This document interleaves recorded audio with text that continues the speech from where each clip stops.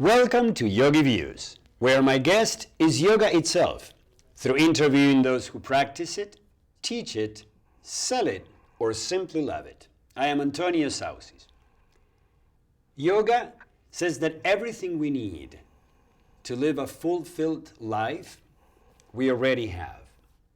My master says it in a beautiful way. The fish is thirsty in the water. And yet, that is a thirst that most of us feel, and that at times we think we're going to quench in a relationship. The truth is that what you can't give to yourself, nobody can give you. And if that was a possibility in life, then that someone should be able to breathe your life through their nose. As we know, that is not a possibility in life. And often, relationships are more than the solution, the toughest of tests. I have the pleasure of having here with me today two individuals that, after 37 years together, have explored and developed what yoga can bring to the relationship arena. They are Diana Alstad and Joel Kramer. Welcome to the show. Hello. Hi, thank you, Antonio. Glad to be here. Very glad. Joel Kramer is a yoga pioneer and author whose teaching aims at making yoga relevant for contemporary living. By focusing on freeing yoga and spirituality from their authoritarian roots, he contributed to unleashing the tremendous emergence of creativity in modern yoga. Diana is an author, lecturer, and seminar leader who initiated and taught the first women's studies course at Yale and Duke. After they began teaching together, they created something called the Yoga of Relationship, a modality they continue to develop and teach. They, together, are the authors of the Guru Papers, Masks of Authoritarian Power, and more recently, The Passionate Mind Revisited, Expanding Personal and Social Awareness. Such a pleasure to have you. It's a pleasure to be here with us. Mm-hmm. And I'd like to ask you the one question that most of our viewers like to hear about, and that is, how did yoga start for you? What was your first yoga experience? Well, since Joel is the yoga legend and had an experience much earlier than me, I think he should start that one. I was a highly trained intellectual who was trying through my intellectual pursuits to answer some of the questions that young people ask and old people forget to ask. They're sometimes called sophomoric, but actually they're some of the deepest questions. What is this business of living about? Can I even know? If I can know, how do I find out? And how do I, as a human being, fit into the piece of this puzzle that we call existence? These were the questions that I was asking, and I found that although my intellectual pursuits gave me a lot, they really weren't answering that.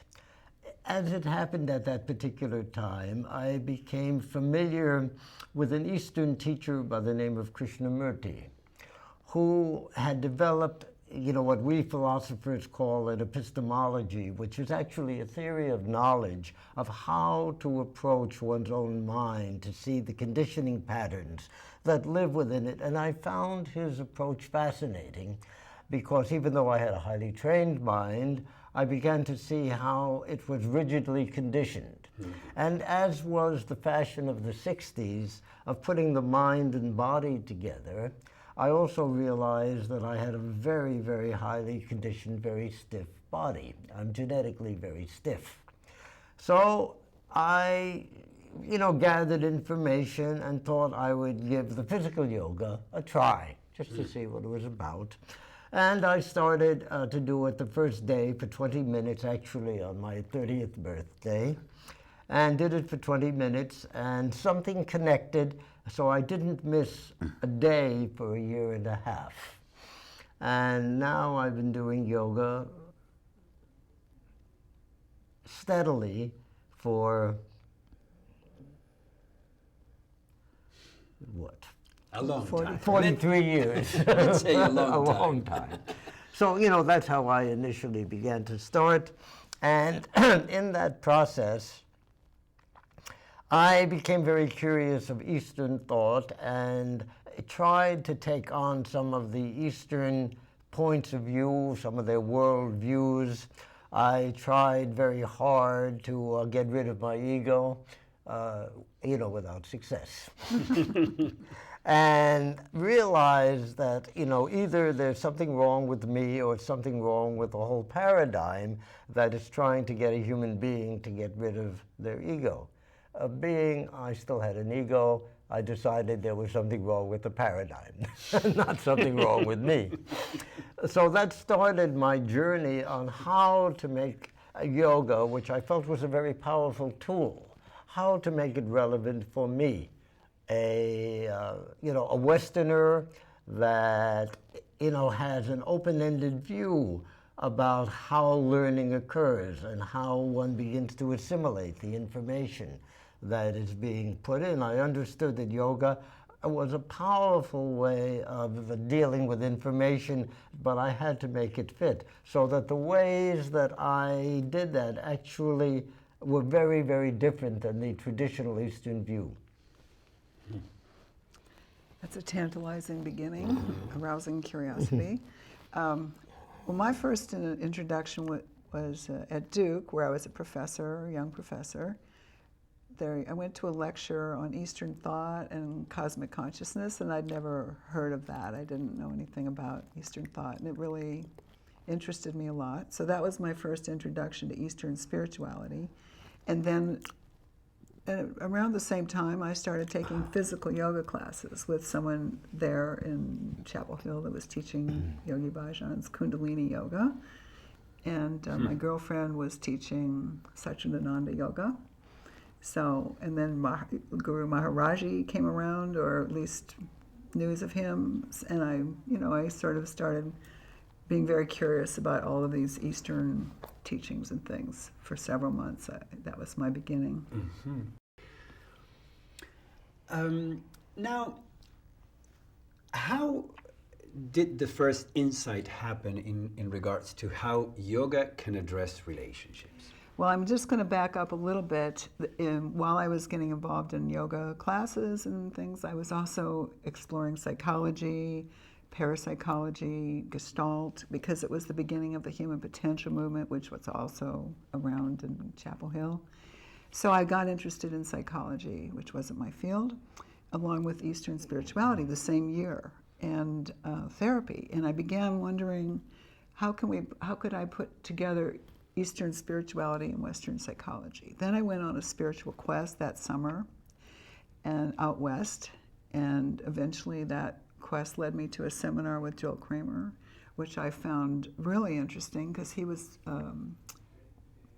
giving a methodology for examining these questions on one's own inside, inner inquiry through inner inquiry. And I brought him out east several months later to give a seminar, and a couple years after that we ended up together as partners. And so then after we'd been together for a couple of years, I realized, oh, this is the answer to my question. His approach to physical and mental yoga, which is a mind-body systems approach, a holistic approach, can, by analogy, apply incredibly well to relationships. And I'll give you an example. Because what I was looking for was a way to put tools in people's own hands to deal with their relationship conflicts and tensions instead of having to go to a therapist or an expert. And he was teaching people how to inquire on your own and do physical yoga on your own and have your own practice and putting tools in people's hands for that. So the analogy is that just like the body has tight areas and tension and blocks, and Joel's method is self-exploration to explore your edge, explore these areas using breath and asanas and the mind. And that opens you up, the exploration itself and the curiosity, instead of pushing and trying. Well, relationships also have edges and tight spots and conflicts and blocks. And so I began to think of, well, a lot of the tools he's using for the body and the mind, because the mind also has tight spots and edges and blocks, just like the body does, can be used in relationship. And then I also thought of some new tools that could be added. So that's how it started, was after I'd been with Joel for a couple of years, I think. Then I did the article in the Yoga Journal explaining what I'd come up with. And from that, then, the yoga of relationship was born. Right. Tell us a little bit about it in general terms. We'll go to the specifics, but in general. Well, I've already begun. Yeah. So say you're in stage 1 of a couple relationship where the self-centeredness issues haven't come up yet because you're on good behavior, there's the oxytocin and the hormones, and the newness, everything is going well. And then you maybe start living together, and then you have to be dealing with the material world of housework and money and rent and various issues. And then stage 2 starts happening, which is, who do you put first? Self-centeredness, power, control. How do you make decisions? Who does more work? Is there a balance in this relationship? Is anybody taking advantage of the other, etc.?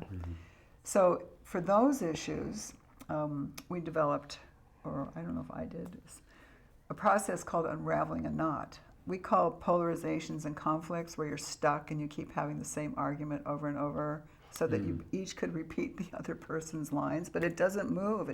You don't know how to get out of it. We call that a knot, K-N-O-T. So to unravel a knot, we talk about raising the discourse a level is the words we used. In other words, we can be arguing and having a lot of emotions and problems, and that puts you out of touch with love, because love is a connection and polarizing disconnects. But we could figuratively or even literally join hands and say, we have a knot that's going nowhere. Instead of shoving it under the rug and not dealing with it, let's explore what's going on. What are the dynamics of our conditioning that's each contributing to it? Let's do some truth seeking and try to get to the bottom of what the dynamics are, what's happening here. Instead of arguing about who's right or trying to change each other, let's explore the knot and see what it's composed of and how we each contribute. If both of us do, sometimes it's more one than the other.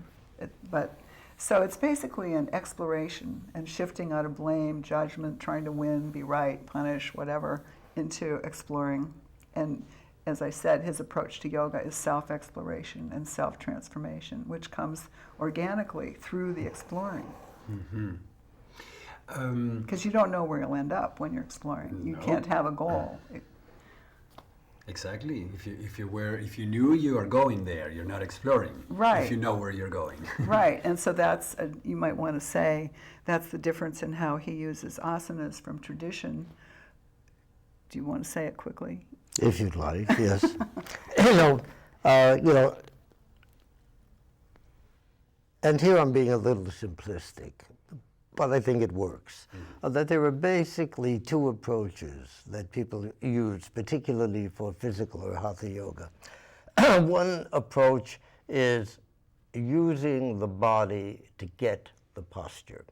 So the posture becomes the end in mind, and the body becomes the tool that you try to malleably form into the posture over a period of time. The other approach, which of course is the one that I use, is not posture-oriented, it's body-oriented, so that the posture becomes the tool to explore where the limits of the body are, where the tight spots are, as Diana mentioned, and that it is focusing on process, not on the results. So in my opinion, if one is very flexible because of genetics or because of having studied gymnastics when you were 8 or ballet or whatever it is, you know, you can get into particularly the beginning postures and even some advanced postures with relative ease. and look very lovely. But from my point of view, that's not doing yoga. That the doing yoga is the getting, the first thing that I try to teach somebody is how to put their awareness, how to put their attention in the body. And to begin to watch how the body responds and to be very alert to feedback. I look at yoga as a dance between control and surrender. And even in the most ordinary sense, at every instant that you're in a posture, there's always the question, should I push, should I relax? Should I go a little further? Should I let go? Or even what part of my body should be pushed. That's right, and what part should be held, and what. So so that for me, the physical part of yoga, and that extrapolates into other parts for me. But I'll talk here about the physical. The physical part of yoga is really a process of exploration and a process of learning how to read the feedbacks of the body and what the body is saying. So I think you could tell from that there's a lot of analogies one could make with relationships. That in his approach to yoga, awareness is the key. Being aware of the body, the feedbacks, reading them. So also in communication and in conflict, it's important to be aware of when do you start having feelings, and what are the causes, and when do they start looking activated, and when do you need to take a break and cool down the activation using grounding and breath and giving the body some attention. So you can see how rich, I think, it is to shift out of trying to win or be right and into exploring and awareness and curiosity. But I also would infer that rather than having a model for how two individuals have to be in relationship, the idea is then again, as with the body, to explore what the relationship is about and where it can go. Now, before we talk a little bit more specifically about your approach and what you do with it actually, what are some of the main conflicts that people can have? And even before that, when you talk about conflict, are you talking about conflict at large, or are you talking about the intimate relationship of two individuals who are in love and who share their bodies in intimacy? Well, or both? This evening we're talking more about intimacy. I think that's of a lot of interest to people in general. Although we do. There could be analogies made because of polarization within a group or between countries could have similar emotional and mental dynamics as between two individuals. But I think focusing on intimacy in this hour would be more useful. I also was interested in asking you this question because I have found that at times the same problems that we have in relationships with other beings are the problems we have within two aspects of ourselves. So there's two of us in relationship there, and the same things happen, the same tensions, the same... Right, well that's actually one of the topics of the Guru Papers, is the divided self that comes about through authoritarian ideologies and just traditional views of spirituality and values that are unlivable can cause an inner division, an inner split, where you have two compartments that are in conflict. So yes, you're absolutely right. Good.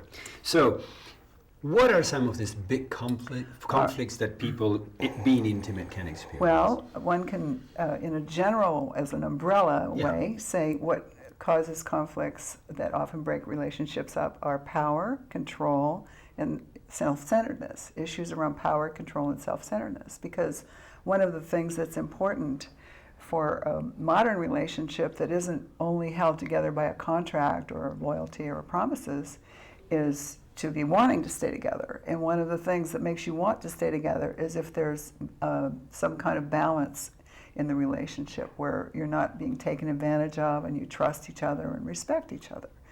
So, but power, control, and self-centeredness often get out of balance in relationship because we're living in a culture and in a world where there's not too much balance between the sexes yet. And so that causes some imbalances in terms of who can earn more money and roles and just in general, self-centeredness and ego have sort of a Janus face, a dual nature. On the one hand, it's important to be centered in the self, to self-protect, to want to eat, to take care of yourself, to be healthy, to be creative, to make love. All these things are really important, but self-centeredness is also the cause of a lot of the world's problems. And the same is true in relationship. The key is finding a way to allow for each other to be self-centered and centered in the self, and also take each other into account so there's balancing going on instead of imbalances around control and power and self-centeredness. And so you could say, well, many number of issues, children, housework, money, all of these things can reflect these power, control, self-centeredness main issues. Exactly. And let me ask you a question that, because the word authority, and it comes a lot in your approach. Authoritarianism, and in relationships. Well, power is one of the things. Well, we make a very, very clear distinction between authority and authoritarianism. Please. A very clear distinction. And by authoritarian, we mean a person or an ideology that thinks they know what's better for you. That's one side of it. The other side of it is that they're feedback proof. In other words, nothing that you will say will change their minds, basically. They're unchallengeable. Unchallengeable. Not open to being shown and by authority, we look at authority as either legitimate or, from our perspective, illegitimate. And we make this separation as to whether the authority is fundamentally power-driven or whether it's task-driven. You see, now, like I would consider, for example, and I may not please people. You see, I would consider the Catholic hierarchy a power-driven hierarchy. If you go on an airplane, you want the captain to have the authority and power. That's his task. But as soon as you leave the plane, the task is over, and the authority ends. So what's the question now? Well, precisely, how does authority, because power and authority somehow are many times related, and they are certainly a conflictual aspect of relationships. Who can make the decisions? Who can punish and reward? Who can? So it's sometimes it's important to distinguish how power and authority relate. And we talk a lot about control in relationship, control issues. Like there's a knot that's quite common with many different things that you could fit into it that we call the no change knot, where one person says, if you really loved me, you'd accept me the way I am, and you wouldn't want me to change. You wouldn't try to get me to change. That's not real love. Love is acceptance. And the other person would say, well, if you really loved me, you'd be more considerate of me and do more of what I want and be more pliable and open to change. That's what real love is. It's being open to change and the other person's wants and needs mutually. You see, so a lot of the ways, things that we do in the yoga relationship is we look at, well, what are the world views that those two different views of love come out of? Because we try to get down to some basics and fundamentals. What are the value systems and the values, and what are the views of love that those come out of? Because part of our path over these years has been struggling for alignment over non-trivial issues. Like if we had a different worldview or a different view of love or different values, we would be truth-seeking. When you have truth-seeking as your highest value, then you're not trying to be right. You're both trying to show the other what's more true, but then when the other one can show you something that's more true, instead of being attached to your identity or self-image or values, you go, oh, I guess that's got more objectivity or truth in it than what I thought, and you have to, you cop to. And you feel good about that, because that's an evolutionary model, to be truth-seeking and always trying to be more aligned with what's real.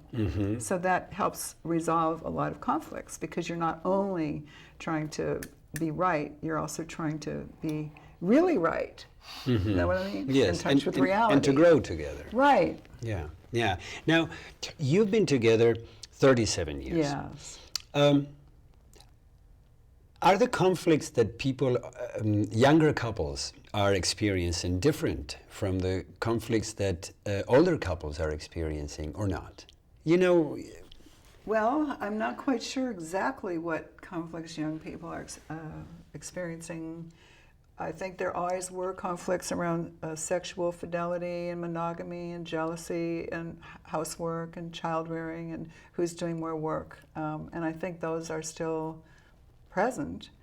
One of the things is there's a limited number of kind of core issues. And once you get a framework around control that's not reactive and one-dimensional, that allows you to work with control awarely and sometimes even have fun with it and see its transformational aspects, you can work through some basic core knots around some of these issues that keep coming up: power, control, self-centeredness, money, etc.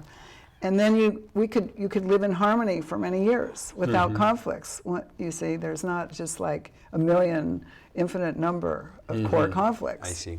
And so we worked through a lot of our core conflicts kind of in the first several years when we were developing this process. And then we got really good at unraveling our knots and just once you unravel a knot and you get to see the other side and your own and the dynamics, it can just magically disappear. Like all of a sudden, you're both seeing more objectively, and then the subjective reactiveness disappears, and the knot disappears. That's the beauty of it. Now, there are impasses where that doesn't happen. That's a little bit of a different topic. But so I wanted to say that we haven't actually had a lot of conflicts for a few decades. So we don't really know exactly what are the I would imagine that we're going to go on record for this. I hope you know. Yeah, we really, we have a similar worldview, similar values. We do have some different temperamental issues and ethnic conditionings and things that we work out around, but and sexual differences. But basically, and then life can bring you challenges of its own, like you lose a job, you lose a parent, you lose, grief, all these. The challenges can come in from the outside, even if you've worked out your core issues, and then you have some things to deal with that you didn't have before. So, but so I would think I would like to have more cross and generational dialogue, so I know better what it's kind of like for very young people. But well, it's in a way it's interesting that I think that, for example, 40 years ago, divorce was not as common as it is now. Living together without thinking of marriage and just having also wasn't necessarily. So we have moved historically from a more institutionalized and perhaps rigid frame for relationships to a way more. Well, this is actually a source of conflict, because there are a lot of times the one that wants the other more or wants security more or has more conditioning around marriage wants to get married and the other doesn't. And so that's a very common conflict around, or say commitment is a very common conflict among younger people, as it was in our generation too, during the 60s, when you were all supposed to do your own thing and you weren't supposed to control each other or possess each other.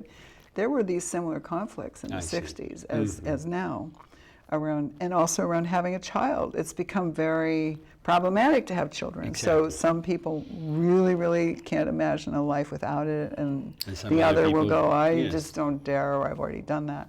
So that actually can be an impasse.